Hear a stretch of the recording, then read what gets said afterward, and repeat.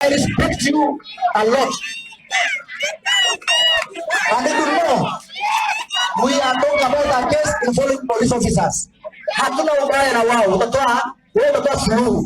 All we are saying, we cannot sit in a meeting na wale ambao wameacha watoto wetu wakafa, wameacha wamama papagwa, wameacha watu wakafukuzwa kwa manyumba zao na wanaishi saa hii hawana amani. We cannot.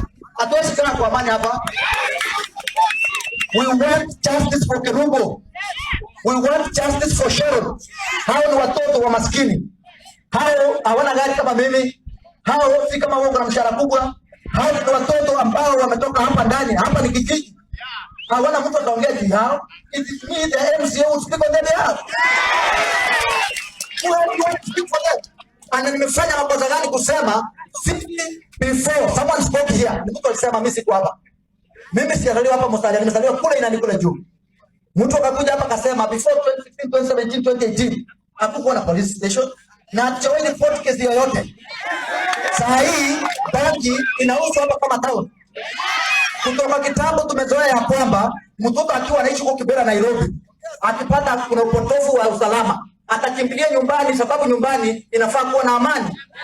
Sasa are you telling us tuhamisha mama zetu kutoka hapa na ni wajane? The criminals we're talking about, they are targeting young children, 12 years, 7 years, targeting widows. You want them to sit here British? Nataka kukuuliza kwa heshima kubwa. Sisi watu hapa tunapenda amani sana. Tunahitaji afisa wageni.